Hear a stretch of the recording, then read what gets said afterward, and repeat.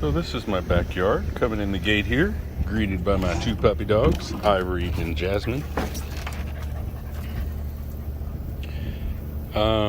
Here we have a Turk's cap, but it is a unique cultivar of Turk's cap. Most of the Turk's cap that grows in Austin will grow more woody and it will grow taller.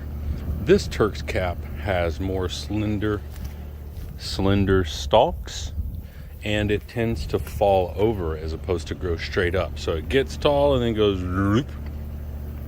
I prefer this version. This version was from my grandmother's garden. I got a bunch of seeds, and I think there were like, 15 plants here or something. So they definitely do well in this environment. They only get about 2 hours of sun a day, and they're in the bright sun right now. When the Turk's cap go back to the ground, I have spiderwort. Spiderwort comes up and adds a nice ground cover during the winter, so that this area is green all but I'd say about 2 months out of the year it's green.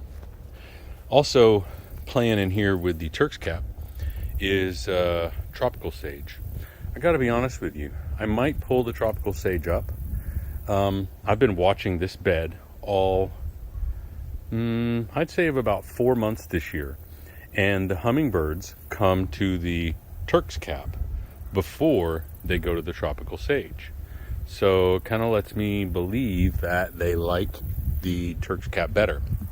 I was wondering if maybe they bloom at different times, but the Turk's cap blooms for like 4 months, and the tropical sage blooms for a couple of weeks and then turns off, then a couple more weeks and then turns off. So it's on and off, on and off, on and off. So I might do away with the Salvia coccinea, the tropical sage, and keep the Turk's cap. Also going to put some different border stones back here, kind of the same limestone I have up front. More about the garden. So this is a rare plant. It is called big red sage. It is a Salvia pensteminoides, and at one point this was thought to be extinct or near extinction. It was listed on the severely extinct list. Deer eat it. It's a native to Texas. I bought 3 of them and just propagate. I don't know, I've got at least 30 of them now. I've got, I think 7 here, and then I've got at least, well, maybe not 30, maybe 25. I've got 19 to 20 of them in Houston. So I've got quite a few of them regardless. And what's cool about this plant is it looks like a penstemon, it looks like a penstemon, but it's actually a salvia, hence the name Salvia pensteminoides. What else is cool about this plant? A lot of these plants are good for like 1 butterfly or like 2 butterflies will like that plant.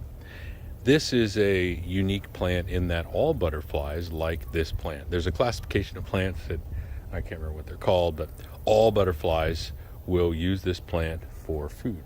So very interesting. Another reason to have it as part of a butterfly garden. Behind that is this guy here is Texas star hibiscus. There's no blooms on it right now. It has been blooming big all week, but the blooms are usually the size of a pie plate. I mean, in this camera they'd be this big. They're huge blooms as opposed to these, which are like dots, right? And nice big red blooms, but none right now. I have this plant in a pond, and I also have this plant in the ground, just to give you an idea of how versatile it is. This plant is half submerged in water in the pond, blooms a lot more, I'll tell you that, grows a lot quicker in the water. But right here it's very drought tolerant, extremely drought tolerant. You can see those big leaves on the ground. That is sweet potatoes. These are my sweet potatoes right here. I've got, between 4 and 6 in here right now.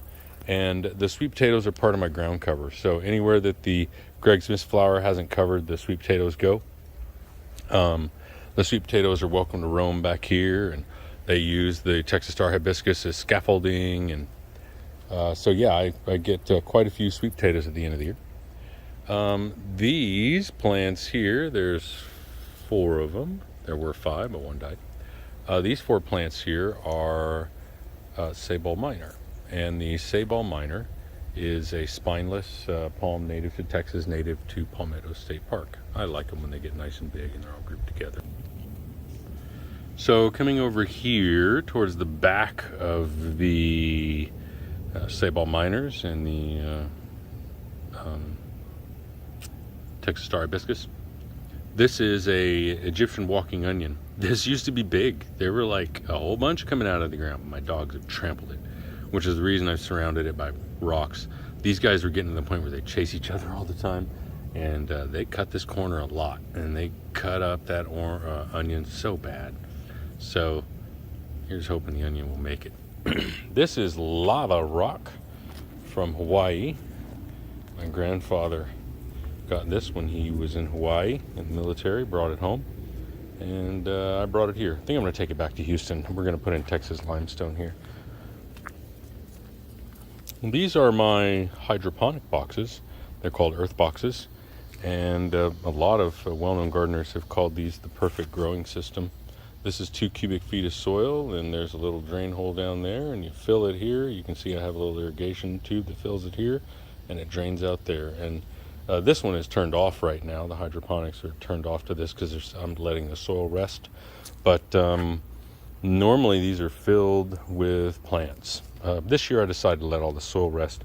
I noticed I've got nematodes, and so I'm going to have to do a whole change out with the soil. Man, I cannot forget what this plant is called. A lot of people consider it a weed, but it's edible. And it grew in this box all by itself. This soil is off. I don't even have any water going into this soil. I'm not even helping it along. It's growing native, so this is food. So I would gladly keep that just as an emergency plan if anything happens. This is food too. These leaves, these sweet potato leaves are edible. You'd really only want to eat the small ones because they get kind of leathery. But the sweet potato leaves, they are edible too. Another hydroponic box. It's just kind of growing, what am I talking about? Resting. And this is kind of where everything comes together right here. Blends into the Greg's Mistflower and hides the drain.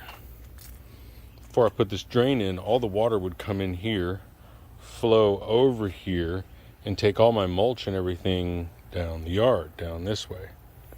So I put this drain in. This is a huge drain, way more than what I needed, probably twice what I needed. But this drain here will let the water get down enough that it doesn't come over here.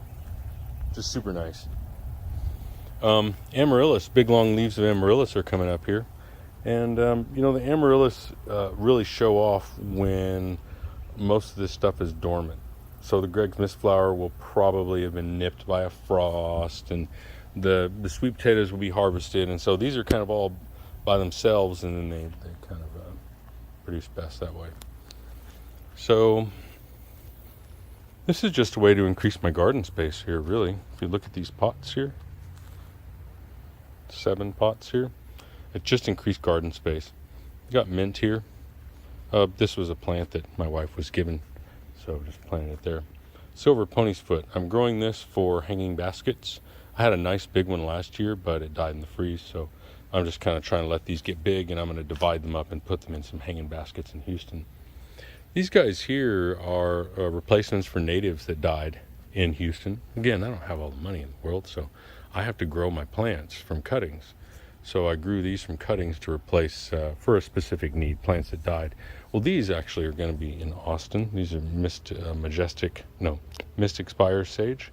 These are going to stay in Austin. These guys are going to Houston, Mexican bush sage. A couple of Mexican bush sage holes in Houston. So, that's the backyard. It's kind of a red garden. Everything's red. Turf cap, tropical sage, big red sage, and whenever it blooms, the Texas Star Hibiscus. That room over there will be the man cave, to be continued. Say that next time. Now I'm in the way backyard here. Little gate there. And this is just a screen, visual screen. We've got the fence here. You'll notice I planted them way far away from the fence. That is because there is a utilities trench that runs here, and they have a right to dig up 10 feet. So I planted these 11 feet away. No, not 10 feet, 6 feet. Yeah, 6 feet, something like that. And so they're 10 feet away, something like that. That doesn't look 11 feet. I think that's 10 feet away. Regardless. So I wanted to leave room so that if this gets dug up, these weren't right here in the path and then I lose my screen. So these are cherry laurels. I've tried everything back here. I've tried so many different plants that people said were really hardy. And I'm trying to mix plants. On the other side of the fence, I've got photinias, which I didn't plant. They were here before I here. And then in front of them, I put mountain laurels and Eve's necklace. And so back here, I'm trying to mix it up as well. So I put some cherry laurels.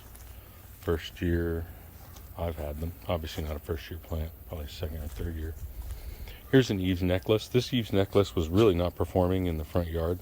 I moved it and it's already doing better here. I mean, it put on more growth here than it ever did in the front yard. So, pretty excited. It's doing, I don't know, I guess maybe it got too much light up there. Who knows? This is a relative of the mountain laurel. And cherry laurels here. Cherry laurel. So,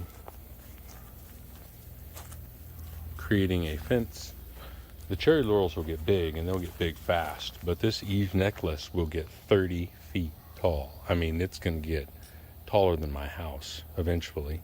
In this environment, it might only get 20 feet tall. You notice there's a hose there. These are first-year plants. It is August 23rd. I mean, this is the time of year where they're going to need some water. So I have these on a real slow drip. This is about 12 gallons per hour. Running out there, and I'll leave it here for a couple of hours, and then I won't water it for 2 weeks. See if I did a little damage there, but I don't water them often. But when I water them deep, and I water them a long time, and it forces the roots deep, and they seem to be doing okay back here. So that's the changes that I made to the backyard. More to come.